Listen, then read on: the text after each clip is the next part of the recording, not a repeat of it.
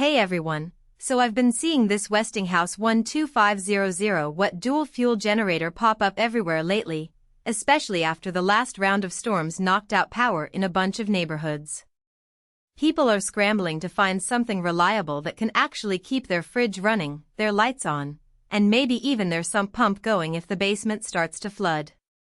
I get it, when the grid goes down, you don't want to be stuck with a generator that can't handle the basics. So I decided to dig into this one and see if it's really worth the attention. Link is in the description if you want to check the product details on Amazon. Now, the first thing that stands out is the dual fuel setup. You can run it on gasoline or propane, which is a huge plus if gas stations are closed during an outage. I've seen too many people stuck with a gas-only generator when the pumps aren't working. With this one, you've got options, and that flexibility can be a lifesaver.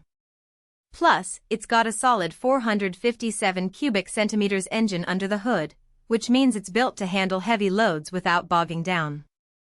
I tested it running a fridge, a few lights, a TV, and even a small space heater all at once, and it didn't flinch. That's the kind of power you need when you're trying to keep your home livable during a blackout. Another thing I love is the remote electric start.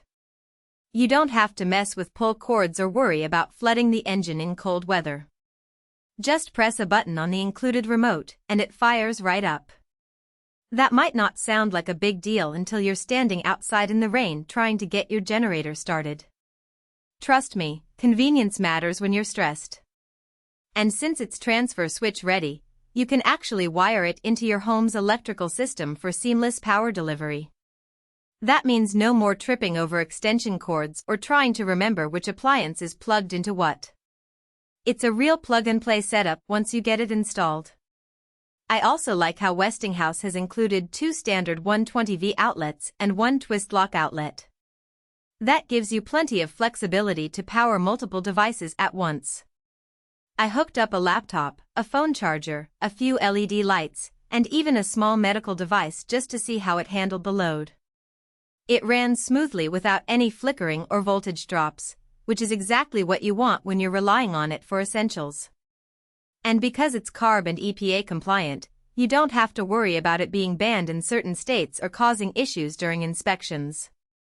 That's a detail a lot of people overlook until it's too late. One thing to keep in mind is the noise level. At full load, it's around 72 decibels, which is about as loud as a vacuum cleaner. If you're using it in a residential area, you might want to place it a little farther from the house or invest in some sound dampening gear. I also noticed that the propane tank connection isn't the most intuitive setup. It took me a few tries to get the hose properly secured without any leaks, so if you're not familiar with propane connections, you might want to watch a quick tutorial or have someone help you out. Those are minor quirks, but they're worth knowing before you're in the middle of a power outage. On the plus side, this generator is EPA and CARB compliant, so you won't run into legal issues if you live in California or any other state with strict emissions standards. And since Westinghouse tests every unit before it ships, you're less likely to get a lemon right out of the box. That kind of reliability is priceless when you're relying on it to keep your family safe and comfortable. So, if you're in the market for a backup generator that can handle your home's essentials without breaking a sweat, this Westinghouse model is definitely worth a closer look.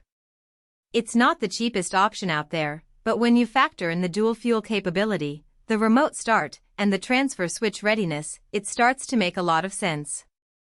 Just be prepared for the noise and take your time setting up the propane connection.